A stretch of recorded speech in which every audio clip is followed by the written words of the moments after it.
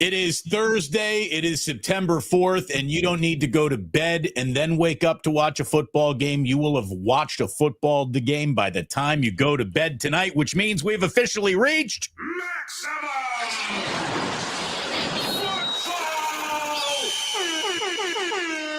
Maybe it's not maximum football, but we are certainly entering football officially. Welcome to Damon Bruce Plus. Welcome to our good friend Sam Batesh of Thinking Out Loud, Siciliano, and Sam. Always a pleasure to double dip with you again this week. Sammy, how are you, pal? I'm doing great. It felt right. We did 2-a-days all the way up to the start of the season, and it is here, Damon. I mean, this is no more sleeps, right? We like to tell Ozzy and Jack and Levi, okay, yeah, you gotta sleep, and then something's gonna happen. No, you're right. This is about waking up today exactly where you want to be, because it's here. Your fantasy lineup, by the way, already everyone's panicked. Get it together. Get it in tonight. Devontae, Saquon. Make sure you got CeeDee Lamb. Get them all in the starting lineup here. Lock it in, because it is happening. I cannot wait. And you know what? I just want to preface one thing. People are excited about opening night, of course. And you know my opinion about Thursday Night Football. This isn't about that.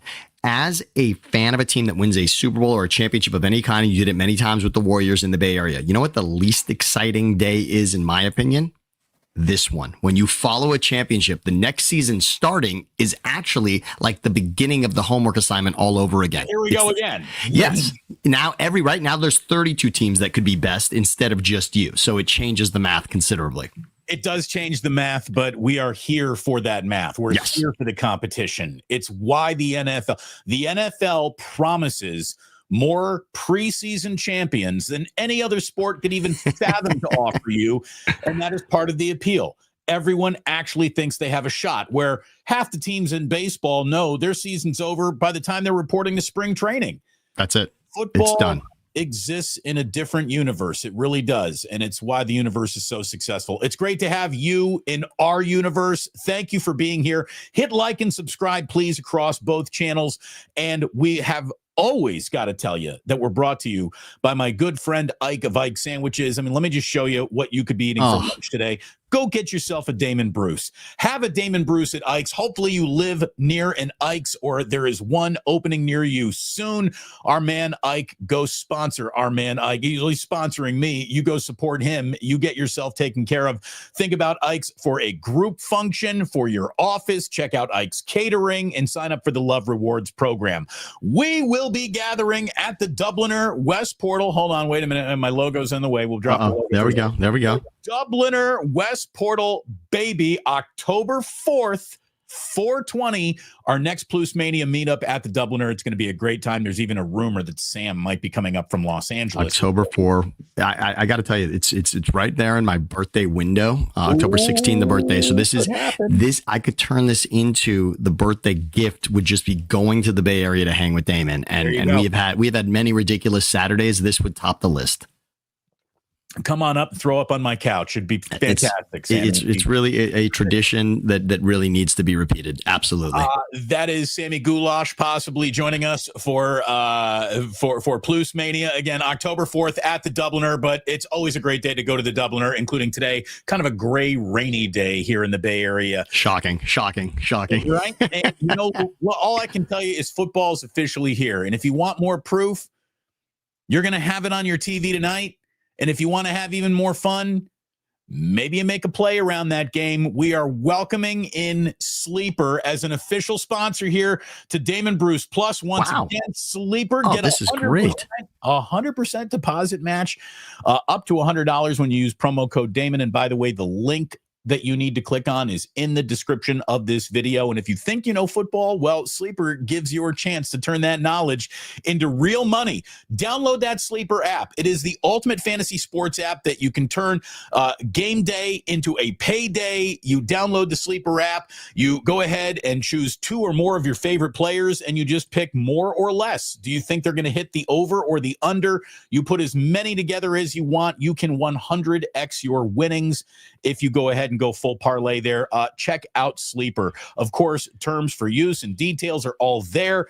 Terms and conditions apply, but check out Sleeper. And again, use promo code Damon to get a $100 match on your first deposit. Terms and conditions apply. Check out Sleeper and start having fun around your NFL action tonight. So we go ahead, we put their logo up in that corner. Thank you, Sleeper. We're going to go ahead and put this logo back up in that corner.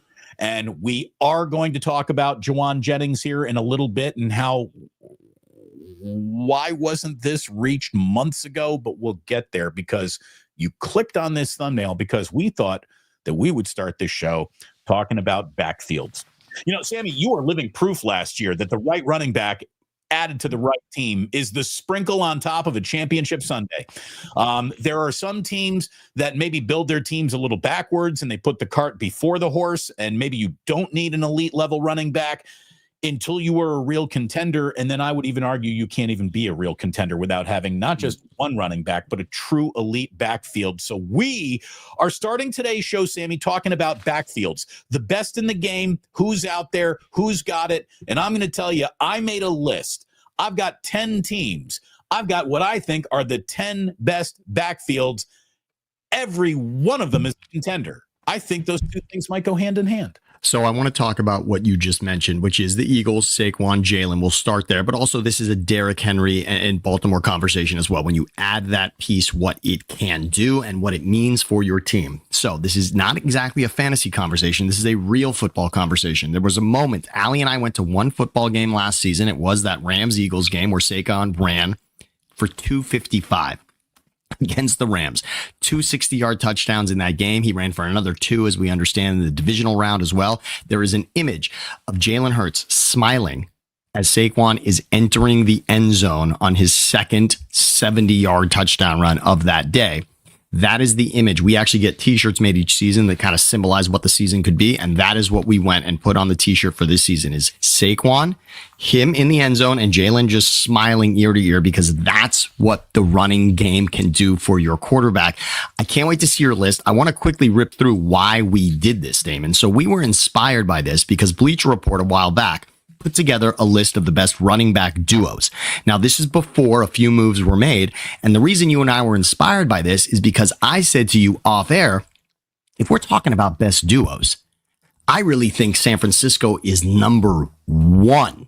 I really thought, I thought the Brian Robinson with McCaffrey could go to number one. Now you can see on this list, they were actually at 6 because it had it as Garendo. So initially it was McCaffrey and Garendo. I understand that. And we can rip through these real quick as far as what they are, Still feel really good. And you want a third guy on the depth chart. I mean, San Francisco's number one with a bullet if you like Garendo an awful lot. If Garendo and McCaffrey got you to 6, what does McCaffrey and Brian Robinson Jr. do? Where does that put you on this list? We're going to talk about that. Exactly. And so here you go. So 5 real quick was the Falcons with Bijan and Tyler. Makes a lot of sense. 4, we're going to talk about this because I do have an issue with the way this is laid out for the Eagles with Saquon and A.J. Dillon. The Panthers with Chuba and Rico Dowdle. I can't imagine that's actually the third best running game in this league. Tampa, yes. Bucky Irving and Rashad White, absolutely. They were a force. They did a really great job. And then, yeah, I think Thunder and Lightning right now in this league is defined by what we saw out of Gibbs and Montgomery for last season. Fair. I think another good way to look at this is not only like, is your best backfield making you a contender? It's, can I tell which one of the running backs we're talking about is your starting running back? Like, to me, that's why the Panthers are in this conversation. Yes. Which guy is really their starter? You got a starting quality caliber running back, but which is really the guy? You put them 2 together, maybe you got a star. I don't know. But yeah, I would say right now, Gibbs and Montgomery have done enough to hold this spot because we don't think that they can do it. They've done it. We've watched them do it.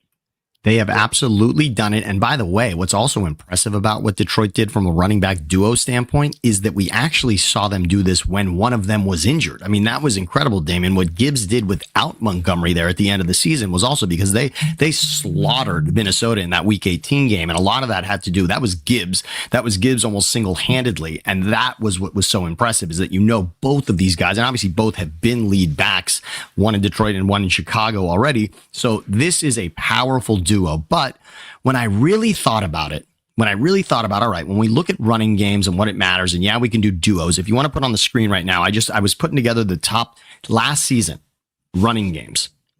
Now, the Ravens did not show up in this running back duo list in the top 10 from Bleacher Report.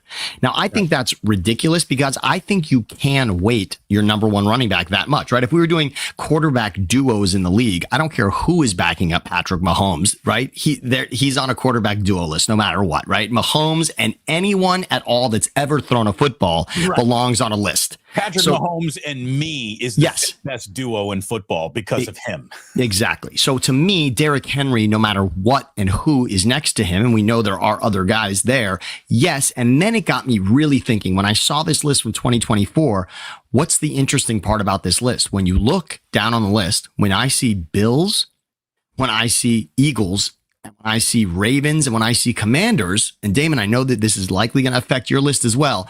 When we look at Ravens, Eagles, Commanders, and Bills running game, who are we talking about other than the running back? Right.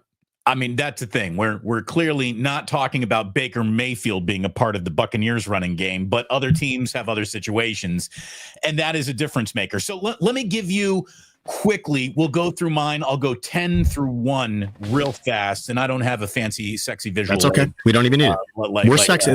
What is more sexy than this? When we come, by the way, this is what we should be presenting all the time. Me and you side by side. I mean, this is truly what it should be. Yeah, that is true. That's what I got for you. Tad better looking than the both of us. Okay, so this is I'm projecting here. If he's as good as what we think he is, and I also think that Jim Harbaugh is about to get more out of Najee Harris than they got out of him in Pittsburgh. Yes. Omarion Hampton, if you believe that he's about to be your offensive rookie of the year, and Najee Harris, I got the Chargers with the 10th best backfield. The team that the 49ers are opening against, Kenneth Walker III and Zach Charbonnet up in Seattle. I got them at 9. James Cook, Ray Davis in Buffalo. I've got them at 8. At 7, Aaron Jones Sr. and Jordan Mason. Let's see if the 49ers don't have any trader's remorse on saying goodbye to Jordan Mason. Maybe Brian Robinson Jr. is the guy that fills that hole. After that, I got the Buccaneers with Bucky Irving doing a lot of heavy lifting here for Rashad White, but I got Bucky Irving and Rashad White. Then I got the Falcons with Bijan Robinson and Tyler Algier. Then, so I got the Ravens on here, and it ain't because of Justice Hill and Derrick Henry. No. It's Derrick Henry and Lamar, with Lamar, who I do think exists in a quarterback space that not even Michael Vick existed in. Like he's a running quarterback with a level of running substance and sustainability where I'm not worried about him whenever he takes off running. Like Lamar is just, he's a bad motherfucker. I mean, there's no other way to say it. Let's be clear about what you're saying, the difference here. And no one watched more of Michael Vick and rooted for him than me. I mean, yes, Michael Vick, there was a horrible thing, and don't let him babysit your dog. And I love him. He's a great man, and he is an incredibly changed person for what happened to him in Atlanta with all of that. But as an Eagles fan, as soon as he was in the end zone throwing it to Deshaun Jackson, I was rooting, and that was it. I loved what Michael Vick did. But here's the difference, Damon. Lamar Jackson runs out of bounds. He's just, he is great at finding the first down marker and finding a foot out of bounds. Lamar does not put himself in a lot of dangerous situations, and you would think that he always is, but he's better than that. He's smarter than that, and he is finding out of bounds, which if you're a running quarterback, he's not reckless about it. So I love that. And again, your list is, you are thinking about this the right way, because Lamar is any running back conversation, any running game conversation involves Lamar Jackson. It just does. You cannot put a list together without considering what he does. So I'm not considering what Hurts does with his legs. I'm just looking at A.J. Dillon. Saquon Barkley can't be that good 2 years in a row. So I got the Eagles at 3 with Barkley and A.J. Dillon. I got the 49ers because of Christian McCaffrey's return and the fact that Brian Robinson Jr. is just it's a room changer. That's a room changing trade. We have not talked about that trade and the gravity it could really pull towards the 49ers nearly enough. That could be a championship level trade for the 49ers if this season goes in the right direction. I think he's about to have a huge year if Kyle Shanahan lets him have a huge year. And at number 1, like we just said, I think Detroit has earned the spot until they're knocked off the spot. And they might get knocked off the spot this year because their offensive coordinator is gone. And now Dan Campbell is the genius in the room. And no one ever said Dan Campbell is a genius. So we'll see. But I think Gibbs and Montgomery ruled the day. I believe in a healthy Christian McCaffrey more than most. Now you can say he hasn't been healthy. Well, he hasn't been hurt this year yet either. So I'm not going to chalk this up to a hurt year or damaged goods. If he's all the way back and is Christian McCaffrey again, that's a handful for this league. A healthy Christian McCaffrey is a handful for this league. I think you pair him with Brian Robinson Jr., that's a big handful. Again, Barkley and Dillon, Derrick Henry, Lamar, Robinson, and Algier in Atlanta, and then after that, it's a handful of very goods right behind him. I think James Cook is a guy who's been ready for that starring role in Buffalo and is going to have a monster year up in Buffalo. But you got to kind of add Josh Allen to that mix too, don't you? It's a huge part of it. So I want to say this. I'm not even going to go through the 10. I love what you said about the Chargers because we know that Jim Harbaugh is going to lean into that running game. Everybody's excited about Hampton. We know what we've gotten out of Najee in the past. So I like that a lot. But I'm going to reslot this. Najee Harris is going to need bigger shoulder pads this year because Jim Harbaugh is going to slam him into the goal line. He is going to use him one eye or two eyes, whatever he's got. They are going to absolutely put him face forward running downhill. That's what Jim Harbaugh likes to do. So I do like that running game. But I'm going to look at it like this. I actually consider the teams with quarterbacks that are a part of their running game are the top running games, in my opinion. 4-3-2-1. I think the Ravens are number one. I think the Ravens have the number one running game because I think Derrick Henry and what Lamar Jackson does is a running game that you cannot mess with. Again, it was the top from 2024. They rushed the most yards. I can see that happening again for sure. Lamar just brings too much to the table. And you've got, again, this was, I believe they were the number 2 rushing offense for 2023, and in 2024 they added Derrick Henry. I mean, that's they added the number 1 running back to the number 1 to the number 2 rushing attack. I mean, that was staggering, and that put the whole league on alert. The Eagles are number 2. I'm going to tell you why, Damon. You said you don't consider Jalen Hurts, and again, he's not someone that's going to take off and run in that way. He'll get you yards when he needs it, but can we at least identify the tush push is still here? This is a real thing. The tush push, that guaranteed yard, that guaranteed goal line plunge. Dude wipes. I love that. You by Dude Wipes. Love that the Eagles and look, the marketing is here for exactly that. There are marketing departments for exactly what happened there. The Dude Wipes connection with the tush push is so brilliant, and I'm glad that it's here on our Sundays. The Browns rolled out a Dude Wipe sponsorship. Somebody fell in the fucking Ohio River. The Eagles do it. It works perfectly. And that's it. So I think the Eagles are number 2, and I'm going to say Josh Allen, what he provides with the Bills, we're talking about the MVP who makes plays with his legs all the time. Now, I will say Josh Allen is a little reckless about it. I'd say that is number 3. And what Jaden Daniels brings to the table, I have Washington on this list, and they don't have Brian Robinson anymore, but they must be excited about who else they have.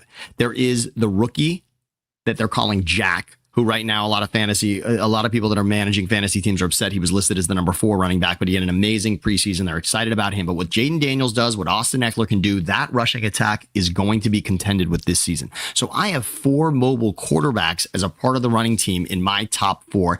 And then I have the Niners and then the Lions. And here's why. Brock Purdy will also pick up yardage when necessary. I'm going to include him as well. If we're talking about running backs who you look at and you underestimate them. It's easy to underestimate Brock Purdy just looking at the guy. He is more of an athlete than a lot of people want to give him credit for. He ran for 323 yards and 5 touchdowns last year for the 49ers. 5 touchdowns, real. 5 rushing touchdowns. That is real. For Brock Purdy, that is a guy who can get around the corner. That is a guy who can live on a bootleg. And you can absolutely dial something up for him. And he's also smart enough to stay out of harm's way too. He knows he's not supposed to be out there taking big shots and lowering his helmet against, safeties coming up on him. So I think he is a good, smart runner who is effective. I mean, really effective. So maybe again, how can I not have Jalen Hurts in that category though? Right. I mean, Jalen Hurts belongs in that category, and we'll see that again tonight. Look, we will see. I can't imagine that Sirianni doesn't have planned. As much as Sirianni's not excited about the banner coming down and he doesn't want to even talk about repeat or anything like that, I promise you his message to the rest of the league for the fact that the tush push did not get banned, I'm opening with the tush push. He will go out of his way to get this in the game. And you're right, Damon. I could see them on the wrong side of the 50 going for a tush push on a 4th and 1. I could see that happening. And they'll probably just even do it on 3rd and 1 just to show everybody we're ready. I think you're going to see it tonight. How about 1st and 10, first play of the year? Just I love a middle finger to the entire competition committee who wanted it ruled out of the game. Again, if you want it ruled out of the game, stop it first. Stop it first. And then, we'll stop doing it. The minute you shut this down, we'll walk away from it, but you can't shut it down. Therefore, why would we walk away from it? Again, Miami did. Look, the Dolphins didn't build a dynasty on the Wildcat. Eventually, we figured that out, right? Ronnie Brown was a flash for a moment, and then it wasn't, and that's it. But this one has survived now 2 full seasons, basically, of dominating the league, and they're going to continue to do that. Jeff Stoutland, credit to him, the offensive line coach of the Eagles, they came up with something that right now can't be stopped. Keep doing it. They're going to keep doing it. I like that. Again, I hate banner night, but I'm excited tonight. But that's how I see it. I see the running games. There are 5 quarterbacks that I see as part of the running game that I have as my top 5. You hate banner night. You're just drowning in banner lifetime as an Eagles. Not at all. That's the other thing. That's the other thing. It's the most disgusting. It's the most disgusting thing I could say. It's reprehensible. I hate people that say things like that. You're right, Damon. But it's just one of those where, yes, the beauty of a team that wins a championship is the months of not worrying about a game and being able to just sigh. That sigh of relief of, wow, we won, and there's not even a memory of losing in a way. It's really, but tonight, that all changes. I hate you right now. I hate you so much right now. Seriously, I hope the Eagles are locked out of the link. They can't even get in. They have to forfeit. The Cowboys win. Ha ha. I deserve that. I deserve that without question. So so that's it for the running games. Drew Sherman says, I just got hungry for some Ikes for some reason. Thank you, Drew. It's so good. And Drew, by the way, so Drew's also our lawyer when we need him. Yeah, he's our lawyer. And lawyer, Drew. He is. You're right. So, and by the way, we got some questions for him about using timeouts at the end of that game for Dion, for sure. That was fascinating. And Drew's son, Max, is the one who, by the way, turned me on to the Damon Bruce sandwich before you and I were doing this. Thank you very, very much. Yes. I appreciate that. By the way, when you're done eating your Damon Bruce, make sure you head to the Dubliner and West Portal for the best poured Guinness in all of San Francisco. And again, we got plays happening tonight. Where's football happening tonight? We're so happy to have Sleeper now a part of Damon Bruce Plus. And you get a 100% deposit match up to $100. Use promo code Damon. Use the link inside the description of this video to sign up for Sleeper. We are going to be playing together and making picks. We are going to make some picks tomorrow, as a matter of fact. We're going to have some pick the Seahawks 49er game action on Friday. So that's what we're going to be doing tomorrow on the show as well. We're going to be having some fun over there. And as always, do so responsibly. You know what I mean? Make good choices, kids. Make good choices. So anyways, it's awesome to have Sammy here. It's awesome to have all of you here. Please hit like and subscribe across both channels if you would, please. Sammy, I'm trying to get to 50,000 by the bye week. We're going to have aggressive growth. I want Sammy to be at 10,000 at the end of this football season. Yes. We are growing aggressively. But there's only so much we can do. We need you, the good audience, to help us. Hit like, hit subscribe, hit notify. Thanks as always very much for a super chat. Fuji Simeon coming in saying, hey, please, no 49er quarterback legal lawsuit scandals this year. Yeah, how about just a scandal-free season? And that brings us to what we just went through with Jauan Jennings. And good God, look, man. As we both said yesterday, Sam, nothing in the offseason matters once that coin flips week 1 and we're playing football, and now none of the conversation, none of the words matter. It's only action. Jauan Jennings being in football action for the 49ers is a good thing. We're happy that he's back. We want to see it. I don't care about the calf injury, real, fake, imaginary, doesn't matter. Nothing matters anymore. Catch the ball on 3rd down, move them chains, Jauan Jennings. That's what matters. But what I do not understand is after 2, 3, 4 contentious months of negotiation, what Jauan Jennings and the 49ers agreed to was the very first thing I suggested to get us through this issue in the first place.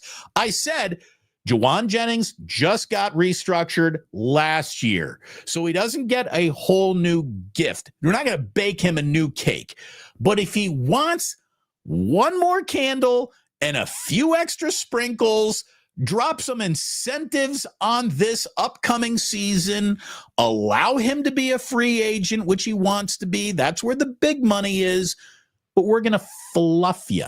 We're just going to fluff you a little bit here. And that's exactly what happened. A $3 million fluffer to Jauan Jennings' existing deal is how this whole thing ends in a kumbaya, which, Sammy, should have been reached 3 months ago.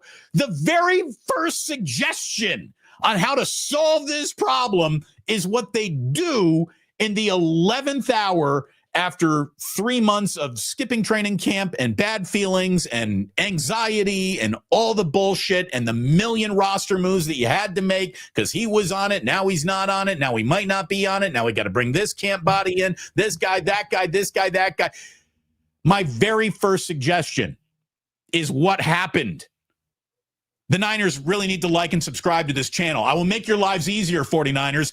Listen to Uncle Damon's advice. Can you believe that something simple is exactly what solved what was never a complex situation to begin with? What the fuck did we just do? I love when you're right because you're very subtle about it. You're very calm about it and you don't get excited about it. I will say you nailed this.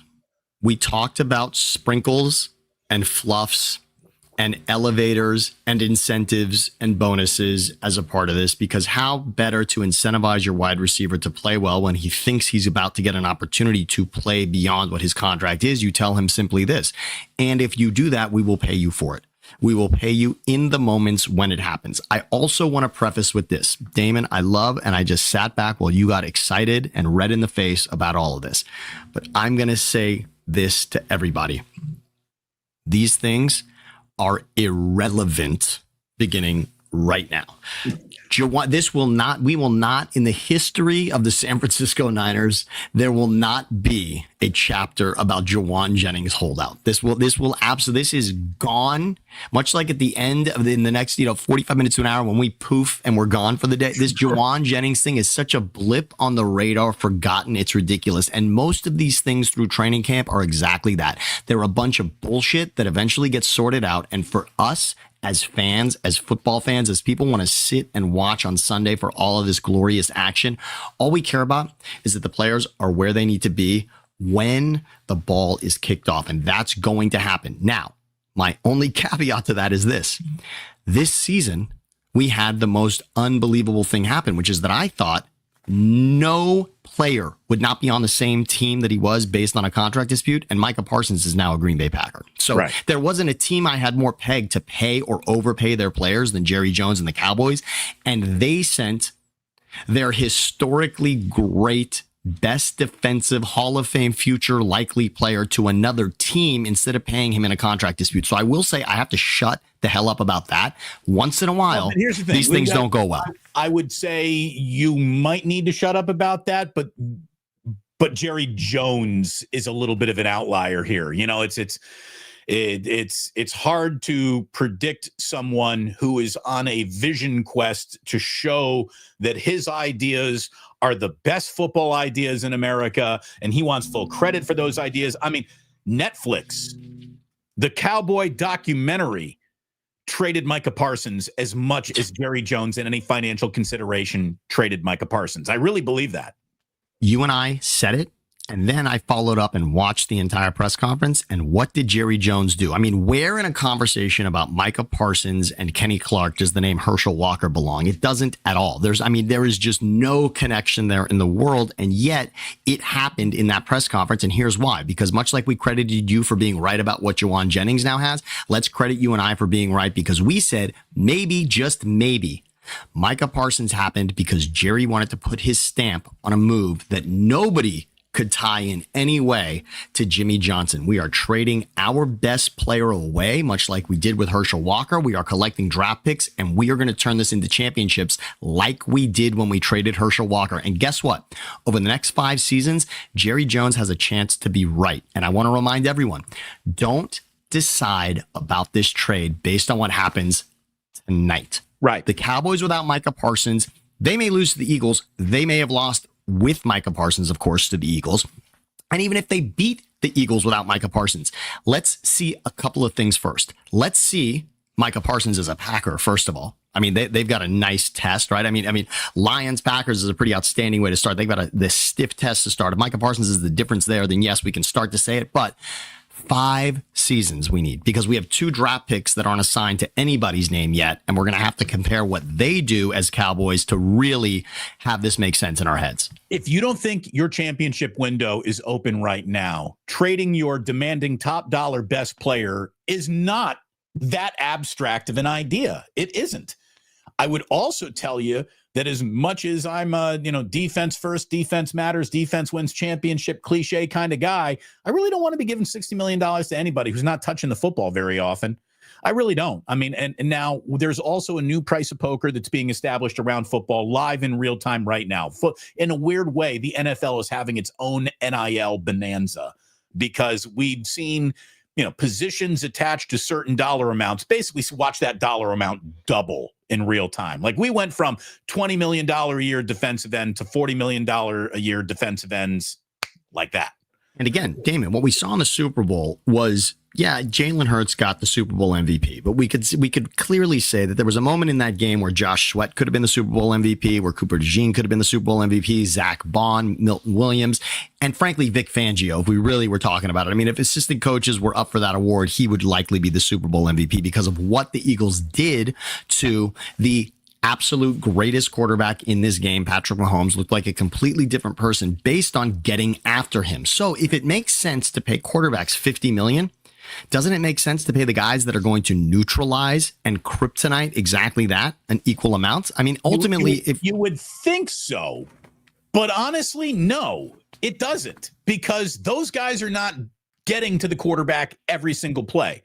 I mean, Patrick Mahomes taken out of a Chiefs game plan is going to swing the line in Vegas 4 to 7 points. All of a sudden, we find out Nick Bosa is not playing week 1 in Seattle. That line's not moving, dude. It's not going to move. If it's going to move, it's going to move like a half a point. That's it. There are guys, of course, he's a defensive player is a difference maker, but not a difference on every single look. He's not touching the ball every play. Yeah. You're absolutely right about that. But again, if Max Crosby, if Myles Garrett, if Nick Bosa, if Fred Warner, if these are the guys that are ultimately shutting down the quarterback, it makes sense. I think we're going to see a day. When highest paid non-quarterback might not be a qualifier. I could see that. I could see that. And I mean, look, we're living in a world where these teams are worth, billions of dollars based on revenue splits, means more money was going to get thrown at these players anyways. What I think is a mistake, though, is to throw more money at the same amount of players. I would want more players. I would want more. I don't know why an NFL game day roster in 2025 is a 53-man roster. It should be a 60-man roster. And it drives me nuts that the NFL handcuffs itself to bad football becoming a reality when it could tie itself to, hey, favorite player gets hurt, your team doesn't drop off the face of the earth as much as you think it would, with the consistency of keeping guys in and around teams year over year over year. A couple of supers coming in. Fuji Simeon says, I'm surprised at the seriousness of Goodell and London talking about a future Super Bowl. Okay, so we weren't talking about that at all, but I'm going to just tell you this, Fuji Simeon. Number 1, thank you so much for the super. And number 2, he says a 6 o'clock kickoff UK time would be 10 a.m. West Coast. Let me tell you whose start time will not be considered at all. It's the actual Super Bowl in London.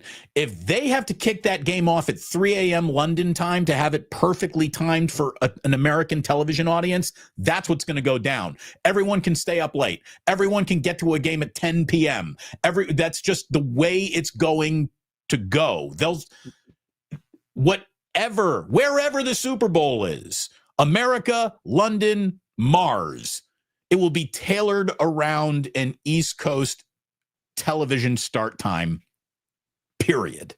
They will hire DJs and hand out Molly in front of the stadium to have that thing start at 1 a.m. Of course. You are so right about that. It will be a rave. It will be the Super Bowl rave, and they will have everyone excited about what is happening all night in that stadium, whether there's a football game or not, because it will be a perfect American television show. We know that for certain. Who's the halftime act? Molly! Molly Hatchet? No, Molly. Molly, and more of it, please. Yeah. Exactly. John Wallace, for the ganja jar, and you being right, Damon. The queen born, the queen born you great. Oh, thank you, thank you. Pretty nice. That's severe. The Duchess is there's only one of those. They're not making another Duchess anytime soon. But thank you very, very much. So look, football tonight. Jauan Jennings on Sunday. We could have talked about something else for the last 4 months had they just done what I said on the first day to make this happen. I know it takes two to tango, and Jauan really wanted to go to the mattresses. He went to the mattresses. He finds there's nowhere to lay down on these mattresses. So now we're back to day one ideas, solving a problem that never really existed in the first place. Where's your leverage? I mean, that's the thing in life. It's a lesson to everybody for this, because frankly, whether you think Jauan Jennings got what he wanted or not, he theoretically got $3 million. Any of us, if we could have had a conversation with somebody and walked away with $3 million, that would be the greatest day of our life, right? For everyone that's watching right now, that for $3 million extra right now. A $3 million extra conversation in your life is worth the conversation. And the key to that conversation is having it at the right time. And Jauan Jennings knew, and his agent certainly knew, that what's happening in this moment is Brandon Ayuk is injured. Deebo Samuel plays in Washington. We don't know what Pearsall really brings to the table.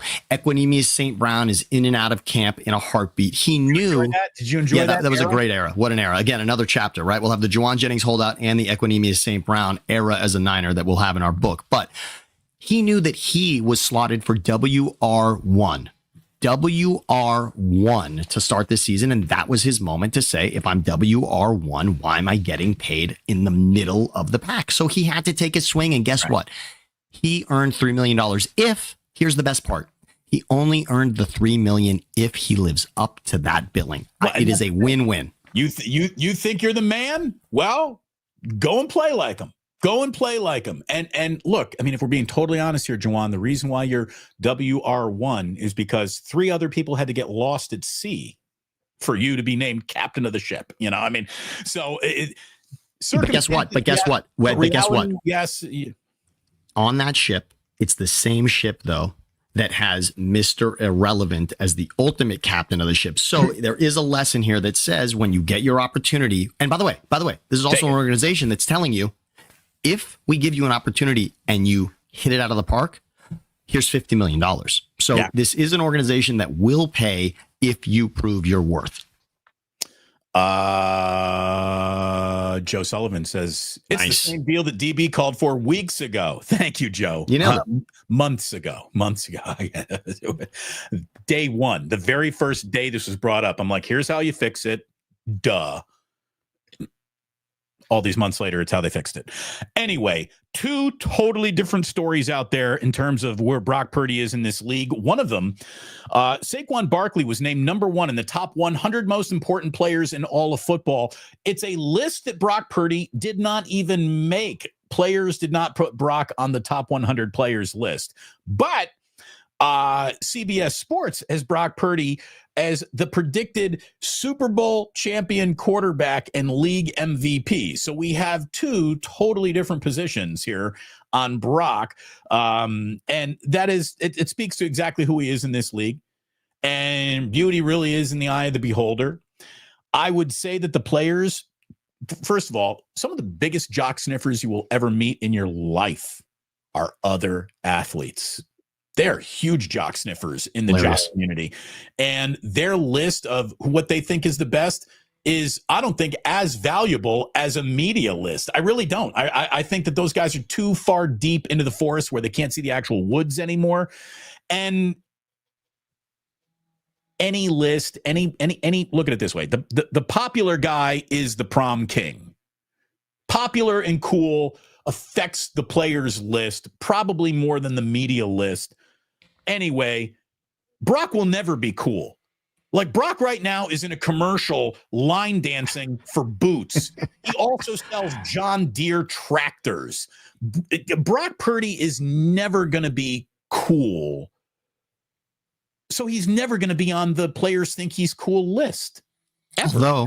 Although I'd like to say this about Brock Purdy. Now, first of all, a hat tip to my dear friend John Breach at CBS Sports. He wrote a great piece that actually outlined every team's record for the season, and included that in that was the Niners winning the NFC West, winning the 1 seed, actually winning the Super Bowl, going through the Eagles in the NFC Championship game, and ultimately knocking off, I believe he has the Ravens in that game. And so that would be special to see another Niners Ravens. This time the Niners on the right end of it is how he sees it. And he sees Brock Purdy as MVP. And here's why. He sees him as MVP, and he lays it out very simply. So often the MVP goes to the quarterback on a top team. And certainly if the Niners, coming off a 6-win season, win the 1 seed, their players are going to be in contention for a lot of postseason awards, and that would make sense. For them to earn the 1 seed, we know Brock Purdy is going to have a pretty special season. So I could see that, especially considering we're 2 years away from Brock Purdy through week 15 being the MVP in this league. Until that game against the Ravens, he was the MVP favorite in Vegas, and that's it. So, and that was a season where they did end up in the Super Bowl. So crazier things we have seen. I love that. In regards to the top 100, Damon, if you watch the show, and NFL Network does an amazing job of this, I want to preface 2 things. Number one, that's not a list that NFL Network just asks people in the hallway. This isn't like the hair and makeup people being asked who's your favorite player and they come up with it. Right. These are the players in the league determining who the best players are heading into the 2025 season. But I also want to preface that statement.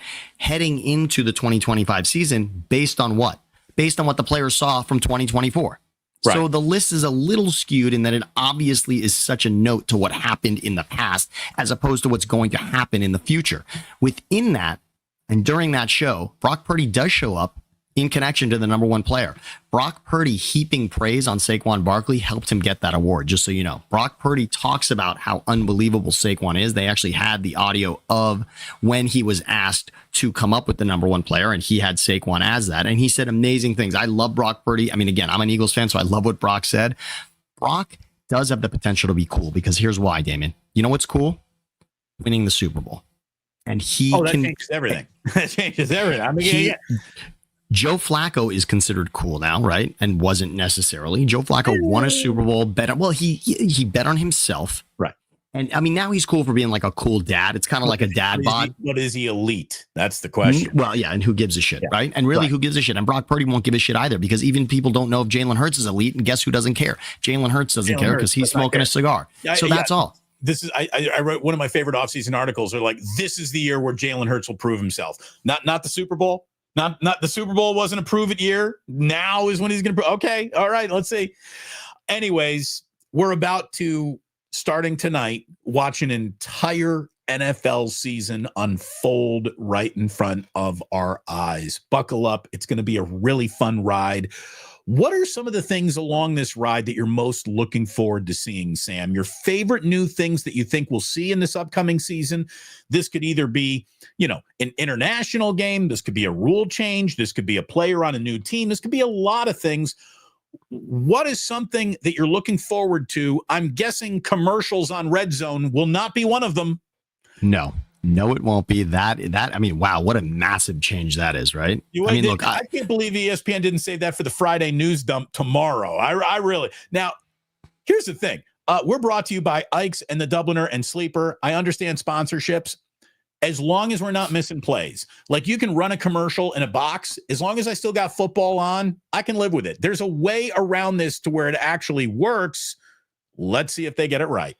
I think they will. I think we've already seen the integrated sponsorship next to play-by-play. And I'm imagining that will continue. And I'm going to give the benefit of the doubt on that, because frankly, partnerships now are really seamless and understand what they're doing and understand that the consumer experience is still the most important thing.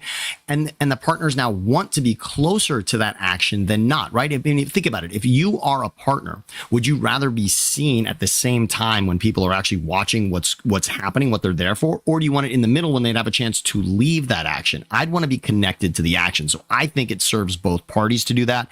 And I'm going to give that benefit of the doubt. There are 2 things I'm looking forward to, Damon. Very simple. I'll leave it and I'll get out of the way so you can give me your 2. But there are 2. Okay.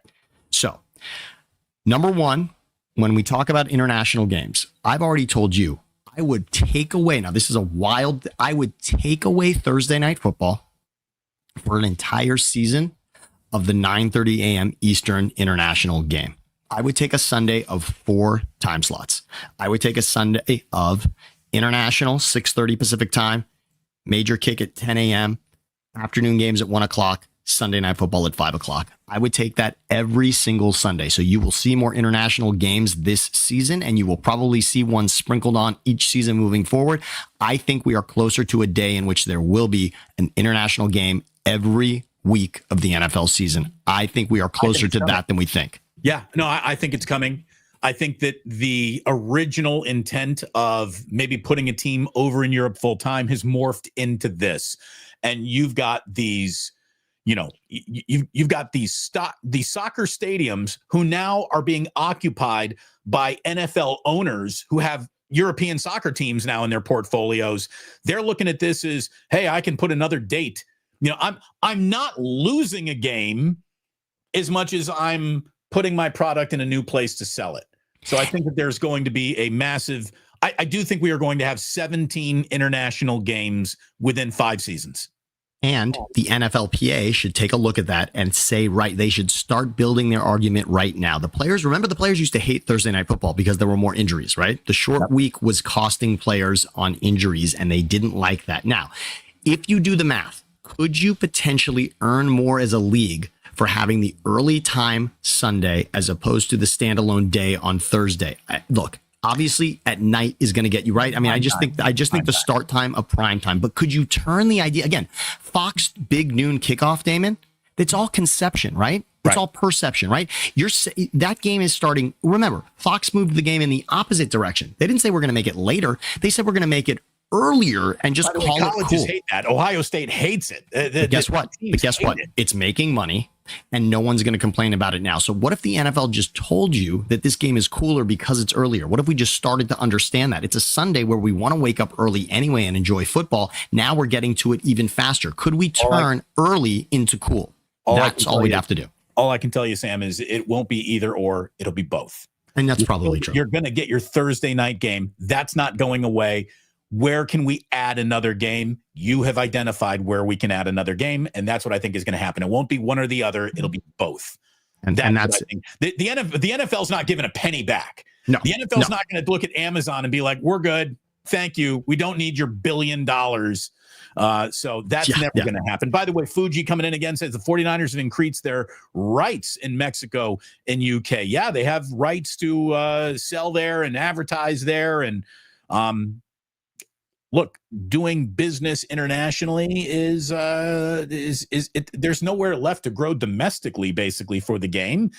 Everyone in America who checks the box of I like football has already checked that box. You got to go find other people in other lands to check that box. And everybody in the comments, I just want to say again, Damon, you identified it. The Super Bowl will not care what time, as long as it works for people watching in the United States. Nobody in the comments should be upset about these games happening somewhere else. Most Sundays, you're not going to those games anyway. And we're not talking about taking away something that you were going to. How many of us in the comments were going to a Jacksonville home game this season anyway?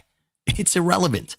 It'll be on the TV, the same channel, the same time that you were going to watch it. Shut up. It's just that simple. It's like you're complaining about the Cracker Barrel logo as if you ate the logo. What you want is biscuits and gravy. As long as the biscuits and gravy are on your plate when you want them there, you'll be happy. Who cares what the logo is? People are stupid, in case you haven't noticed. And ChatGPT can make me a logo that I can put on a t-shirt of whatever I want Cracker Barrel to say, and that's it. So it's really irrelevant. And number 2, Damon, so international. So I'm into the Sunday early slate. That's what I'm excited about. Okay. And there's more of those. That's number 1. Number two, and you and I, we fight sometimes whether we are the old men yelling or we're willing to kind of move with the younger crowd into what's happening.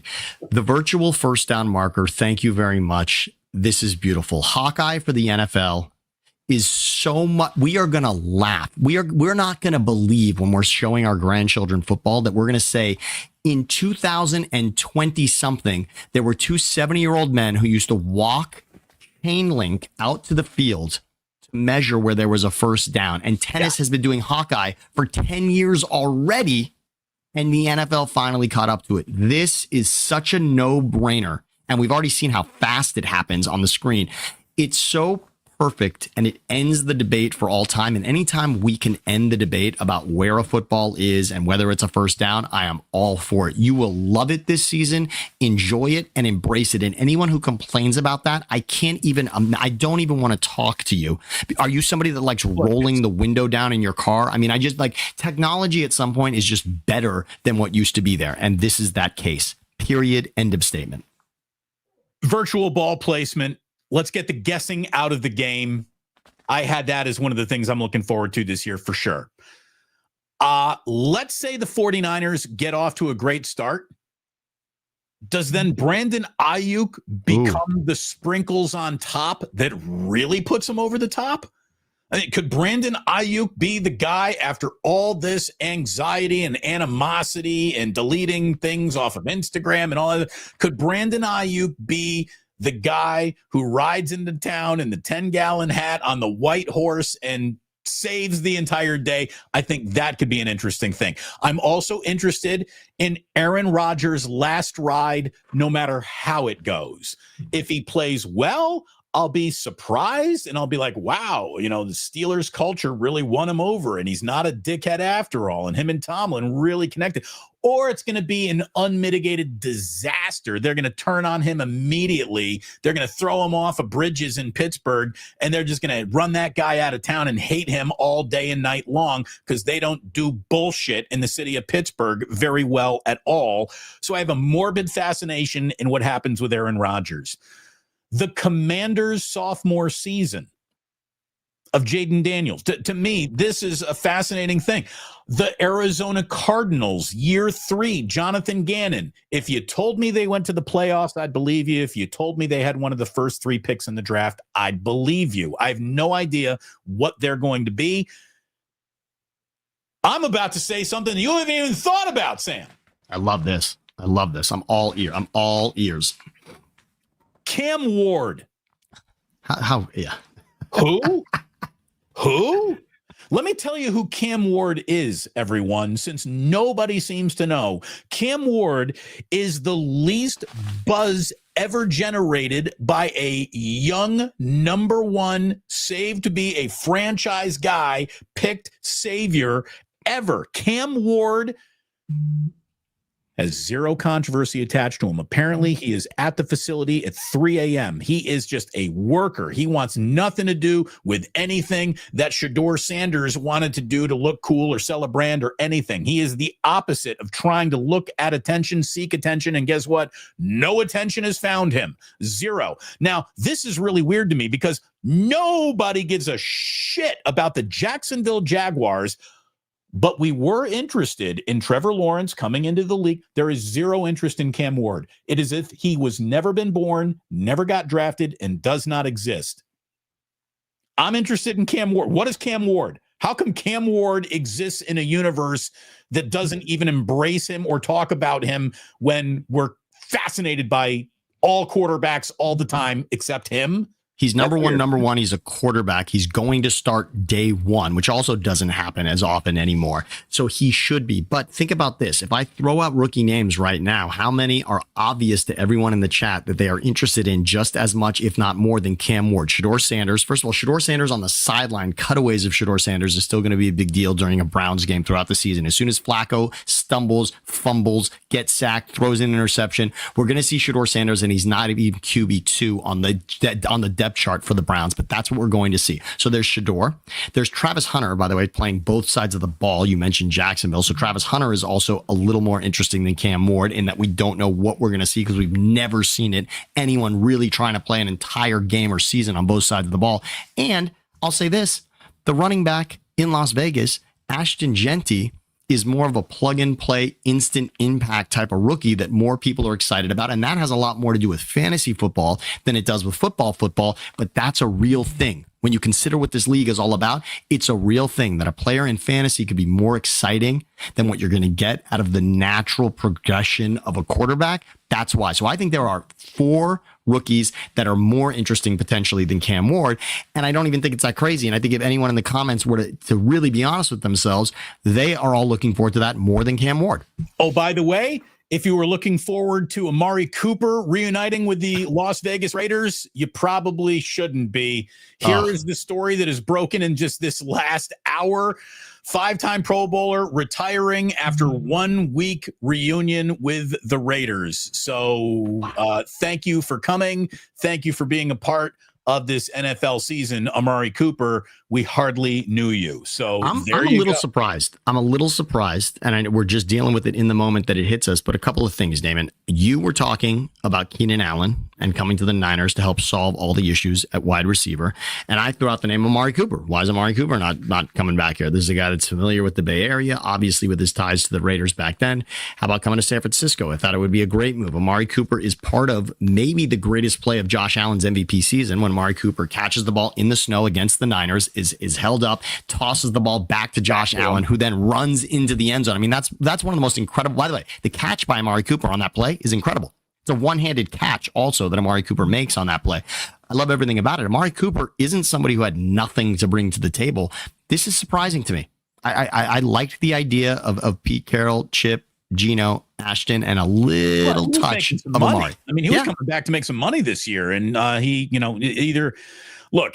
he looked around and said, Raiders, no thank you, or he looked at his own body, and his body's like, we can't do this anymore. But a week with the Raiders is all Amari Cooper needed to say, actually, that retirement thing that I was talking about, I wasn't joking after all. So thanks, but no thanks. Sorry for JT the Brick, wherever JT is right now. By the way, we have 130 people in the room. We're not even at 70 likes yet. So what are we doing? What are we doing? Just tap that thumbs up button. Thank you so very, very much. A couple of things that are not football related. And Sam, we got to start wrapping up here because I got to get to the other side of San Francisco in just a minute for a doctor's appointment. How about Tar Heel Mania, though, if you don't mind me saying? That didn't last very long, did it? Do you think that either Robert Kraft or Tom Brady were rooting for Bill Belichick on Monday night there? Do you think that they were rooting for Bill? And that did not last beyond the Tar Heels opening offensive drive. Let's be honest. You and I root for each other in life. We're very excited for each other's successes. We celebrate that together. But, Damon, if you and I were vying for the same exact position, if we were both playing quarterback for a team and one of us only gets the start and the other one doesn't, as much as we root for each other, in the back of our minds, if you got the start over me, as much as I'd want you to succeed, if something were to happen, I know that it means good news for me. It does change that we're all selfish when it comes down to the ultimate, whether it's going to benefit my life or your life. Right. That does separate the room a little bit. And in regards to Belichick, Brady, and Kraft here, and we don't need to do the who gets the credit because they all do, but I do think that there's a part of Brady always who will chuckle when he looks at Belichick not succeeding without him. No matter, I just think that will always be there, no matter what. And you know that Belichick wasn't pleasant to be around during that dynastic run, right? We know that. So there's a part of Brady who's always like, you know what? Zero dinners, right? Wasn't that Brady's problem? Zero dinners. So I finally get to tell you fuck you without saying fuck you, right? That's kind of nice. Like, just look over there and wink like, hey, good luck without me. And it's one game, that's fine, but it was glorious. And I thought it was funny that Kraft was asked about putting a statue for Belichick next to the Brady statue eventually. And Kraft said, when he retires, we will do that. And I'm thinking, maybe he's going to retire sooner than we thought. Yeah, you might want to call in a metal worker and have him start working on that bad boy. By the way, can we just all hope that Jordan Hudson's 15 minutes of fame, like she's down to about 8 minutes now, right? I would hope. We gave her 45, I think. So yeah, absolutely. I hope she's down to about 8 minutes of fame. Thank you very much for coming, Jordan Hudson, which is what Bill Belichick says every night. Okay. This Kawhi Leonard, Steve Ballmer thing. So we still don't know what really happened here. And apparently the Clippers are trying to defend themselves and saying, hey, there's a lot of failed startups and this was one of them. And there was a real intention to make this tree company work and, paying endorsers is what, blah, blah, blah, blah, blah. Yeah, there might be truth to all of that, but I don't believe any of it. And Steve Ballmer, you got caught cheating and there's no doubt in my mind. And this should be Steve Ballmer being fined half the value of his franchise. That or sell it. You can sell or you can pay half the value, but there's no $10 million fine for a guy who's $10 million is equivalent of a nickel. They're not going to make the Clippers sell themselves again. Right. I can't. But that's not going to happen. But I think he should be fined half the price of the Clippers, and he should be forced to live in the second apron, which he tried to skirt with this fugazi no-show job that Kawhi Leonard had. Kawhi Leonard should be suspended from the NBA this entire year because he knew what he was doing too when he was doing. He should not be allowed to pay. He should not be allowed to play, but Ballmer should have to pay him and then pay half the value of his franchise to remain in the NFL, or you got to go, because what you did is just cheat the game in a massive way. And a guy like Joe Lacob trying to do things the right way has had the second apron. It's called the Joe Lacob rule. It should be like, because Lacob tried to spend money to keep a good thing going, he gets punished. Steve Ballmer and the Clippers should be punished severely here. Also, you're still the Clippers. No matter how much you cheat, no matter how much you try, you're just the fucking Clippers, which is hysterical. I love that for the Clippers. Okay. What I also love here is that Pablo Torre right now is on a heater like nobody else in sports. We should probably assign Pablo to topics in the world that are more important to sports, because he is the last investigative journalist apparently out there really working, spending months of research, going over thousands of pages of documents to find things like this. Pablo Torre, take a bow, kid. So I watched Pablo Torre yesterday. He was up at 7 a.m. Pacific time. He was on with our good friends Scott Kaplan and George Sedano. They do a radio show here for ESPN LA, and Torre was on with them in their first hour. They're moved to mornings this week. He was on around 7:30 with them. They did a great 30-minute conversation. Good for Pablo for doing all of this. And you know what? When you can catch someone doing this, document it, it's pretty exciting and good for Pablo. I also want to say this.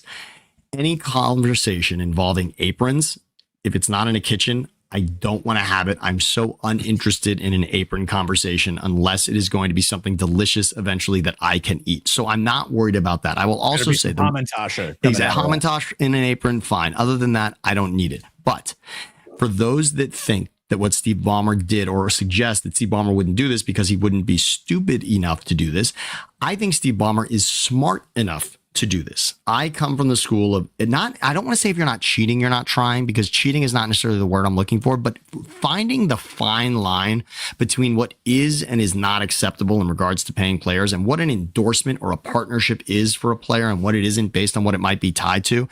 The fact that Steve Ballmer found a way to get Kawhi Leonard an extra $28 million to, by the way, at the time, bring the biggest bombshell of Paul George and Kawhi Leonard to the Clippers, which nobody saw coming. That story on a Friday night was as big as the Luka story. When Luka was traded for AD, that was the only story I thought of, was when Kawhi and Paul George became Clippers. It was at that level. And for Ballmer and the Clippers to do that was amazing. The real shame of this, Damon, is this. The real shame is not that Ballmer got him here and found $28 million, however the hell he had to do it. They made that deal. It might have been shady. I'm okay with that. I actually, you know what? I commend the Clippers for taking a huge fucking swing. You know what the problem is, Damon? They cheated. No. You know what the problem is? They didn't win anything. Oh, that's yeah, the right. problem. The problem is Paul George and Kawhi Leonard was supposed to turn this league on its head, and it never fucking happened. Not even close. That is the shame. The shame of it is that they don't have anything to now say, well, it was all worth it because ... If that's true, the shame. Though, even if they had done that, and they could at least say, well, the ends justify the means. To me, there are too many coincidences here to say that this was above board, that this was going to happen, that this was the right thing. And I want hellfire to rain down on this level of cheating. And if it doesn't, Adam Silver is a feckless piece of shit as a commissioner. Seriously. Seriously. And Mark Cuban's already defending this, like saying, I'm on Team Ballmer, and let me explain what happened here. No. If there's one thing I do know is that billionaires will lie to cover up each other's bullshit at all times. That is being proven in real time. Show me the Epstein list. If you tell me I'm wrong, show it to me. I don't believe anyone trying to say that what I'm seeing here isn't what I'm seeing. In regards to calling out Adam Silver, I just want to at least give him credit, because Adam Silver, the moment that made Adam Silver beloved by all the players in this league as commissioner is, of course, of something he already did to the Clippers. He took the Clippers away from Donald Sterling. Right. I mean, that was okay. So he has a track record with this particular organization of slapping the hand when necessary. So we could see that, Damon. I want to give him. Do it again. I will give him the grace. A million times worse than Donald Sterling using the N-word. Okay, a million times worse, because Donald Sterling's vocal racism doesn't affect competition in the NBA. Circumventing the salary cap does. So Donald Sterling can literally throw a Ku Klux Klan party at center court. It doesn't offend me as much as this at all. This is offensive to me. Of course, Donald Sterling is a racist old fuck. He's an old racist fuck. Look at him. Of course he is. I'm surprised by that. None. Zero. He has been chicken hawking and cock goggling NBA locker rooms his entire life. Everyone know that Donald Sterling would bring in his rich friends to check out NBA dongs in the locker room. It was talked about for years. This is worse than that. It just is. It just is. It is. So, it's not the NBA's job to solve racism in America. It is the NBA's only job to make sure that the competitive balance that this league has agreed upon is right there on that balance beam. This was a clear attempt to tip that competitive balance. I think Steve Ballmer should be thrown out of the NBA. I really do. I think it should be that severe, but it won't happen because he's got enough money to sit at the poker table as long as he wants. It's a nice building, too. It's a nice building. I heard it's a nice building. You're probably getting charged for a bucket of French fries right now. They have a photo of my nose, and anytime I leave the house, they can charge something to my nose based on facial recognition. It's hilarious. Are you ready for today in history? It's not a big day of birthdays, let's go. But we do have a guy who really helped my life out. Damon Wayans turned 65 years old today. But for Damon Wayans on In Living Color, Damon Stoudemire of the Portland Trailblazers and Damon Bailey of the Indiana Hoosiers, I'm still being called Darren, Devin, David, Darren, anything other than Damon. But Damon Wayans made Damon popular. Thank you on behalf of all Damons to Damon Wayans, who turned 65 today. And as we've told you during our live watch parties, Beyonce still looks really good, bent over into that washing machine, doesn't she? Beyonce, 44 years old today. Beyonce, happy birthday to her. Today in 1682, Edmund Halley discovered the comet that he named after himself. Happy birthday to Halley's Comet today. In 1682. I was enamored by Halley's Comet. I remember my mom did.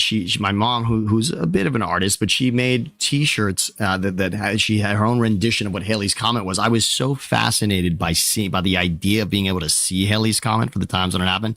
I don't know why. That was like a Loch Ness monster type thing for me. But Halley's Comet was cool. I loved Halley's Comet and chasing it in the sky. Happy birthday, Los Angeles. Today in 1781, the city of Los Angeles was founded. So there you go. Dodger dogs for everybody. Today in 1888, George Eastman patented his first roll film camera, and he registered the name Kodak.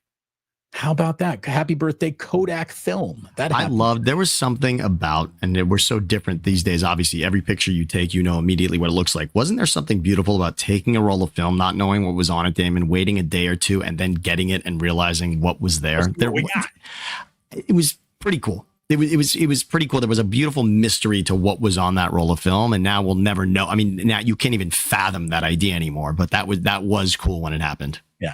By the way, Smiley Dan, it did help when Richard Dawson was Damon Killian in The Running Man. That pushed the Damon ball down the field a little bit, but it was Damon Wayans and In Living Color that scored the touchdown that changed the arc of me explaining what my name was my entire life. I have to explain it to everybody. In Living Color happened, and everyone then was like, oh, okay, Damon, I get it. Now we get it. The Caucasian Damon, the rarest of Damons. That's pretty awesome. Running Man, by the way, is outstanding. An underrated Schwarzenegger movie. Great movie. Today in 1957, Ford introduced the Edsel, one of the biggest business flops in the automotive history. In case you were wondering, they call the Cybertruck the modern Edsel. That's how big of a flop that thing is. So there you go. That's the biggest douche alert ever. I mean, can you see a Cybertruck and not think that is the douchiest person in the world driving that? If you have a Cybertruck, you are douche. Just so you know. Just so you know. If you have a Cybertruck, basically what you're telling the entire world is this is the only truck I've ever owned. I've never actually wanted a real truck, because if you ever wanted a real truck, you would have never wanted a Cybertruck, you douche. That's how that works. Today in 1972, Mark Spitz won his 7th gold medal at the 72 Munich Olympics. Unfortunately for Mark, other things happened at that Olympics, which overshadowed that moment for him. Also today in 1972, The Price is Right began a revival with a host named Bob Barker, and it would become the longest running American game show ever. We've got Bob Barker as the greatest game show host of all time being hired today. Price is Right relaunched. It's a hit today in 1972. Speaking of, hey, it's a hit. Who do you think's really watching this? Horny dudes and lesbians everywhere. Xena Warrior Princess. Oh, man. Today in 1995, Xena Warrior Princess with Lucy Lawless made its debut. What a show. I mean, this was before the WNBA was really out there for the lesbian crowd. So this was what I guess this is what lesbians watched. It was what Queer as Folk. But Xena Warrior Princess. Yeah, queer up and a straight guy. Yeah. But I loved Lawless. I loved Lawless. That was special. That was special programming. Very special. Very special. Today in 1998, Google Inc. officially established. They filed their incorporation papers. Sergey Brin and Larry Page. Good investment. Good luck to them. I hope that works out. I really hope it works out for them. I don't know that I need that. I mean, I'm searching the internet for what? That doesn't even make sense. Whatever. Good luck. Good luck to them. Sounds like an interesting idea. Can you name anyone who ever won American Idol other than Kelly Clarkson? No, because I believe Jennifer Hudson was a runner-up. I don't think she won it.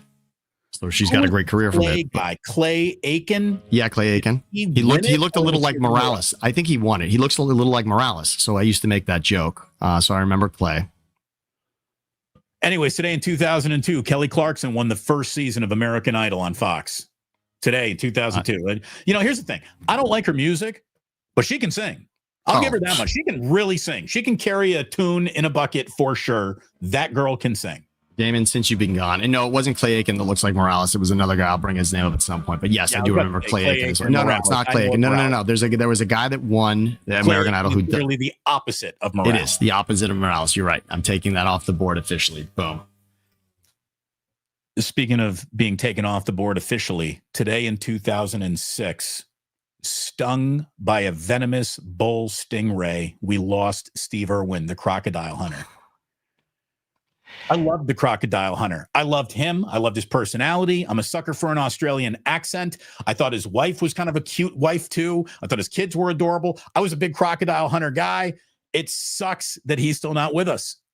It really does. I would be watching that still today. And imagine on YouTube. Yeah, I mean, imagine on YouTube just the amount of content that would be there now because of that. I loved everything about that, and that's one that I'm sad. And I know you got a lot of people who said, this is like what happens when you kind of live by the sword, die by the sword. There was a lot of that, and I'm sorry, but by the way, it's Taylor Hicks who looks a little like Morales when he won it. Yeah. Taylor Hicks has a little of Morales in there, and that's who I was thinking of. But I would be watching Steve Irwin today. Yes, do whatever he wanted to do. And I mean, again, anyone who's around dangerous animals, like I commend that, and I'm fascinated by all of it. And probably because of Steven Spielberg and Jaws is why. But yeah, that's a tough one.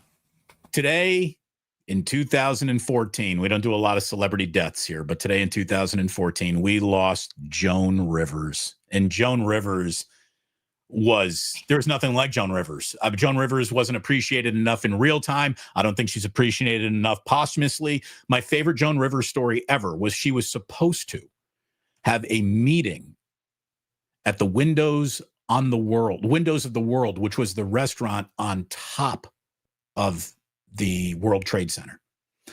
She was supposed to have a meeting on September 11th in the restaurant that obviously, so tragedy happens, tragedy strikes. New York City is, grinded to a halt, rightfully so. Joan Rivers reaches out to the woman that she was supposed to have breakfast with and says, "Are we still meeting at Windows on the Ground?"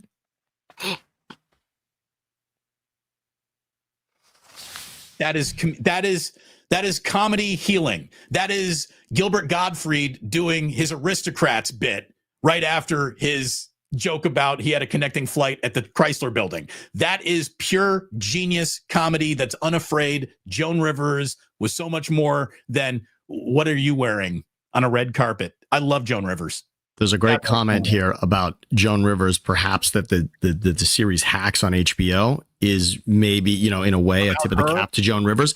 If so, great. And for those that aren't watching Hacks, please do, especially now that Damon has made that connection for all of us, or the comments did. But I love it. I love Hacks for that reason. But Joan Rivers was, she was a gem.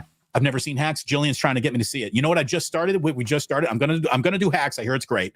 We just started The Studio with Seth Rogen on Apple TV. Fantastic. Really good, really funny. I will dive in with you now for that because I've been told many times, yes. And you being down in LA, it's going to... No, it's stupid. I got it, twice as hard. It really will.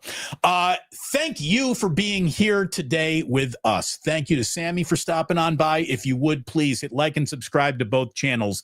And if you would, please, at all times, take care of the sponsors that take care of us. Our good friends at Sleeper. Again, right now, you can use the promo code Damon on the link in the description of this video and get a $100 match up to your first deposit, up to $100 over on Sleeper.